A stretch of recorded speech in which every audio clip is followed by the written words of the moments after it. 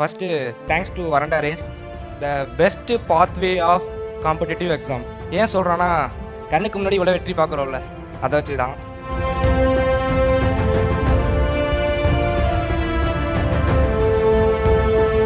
அப்புறம் thanks to my mentors. நீங்களா இல்லைனா இங்கே நான் இல்லை. Next thanks to my brother. 3 வருஷம் படித்தேன், ஃபஸ்ட் கிராஜுவேட், முதல் பட்டதாரி, முதல் அரசு வேலை பணியாளர். எவ்வளோ கஷ்டம்னு தெரியும்.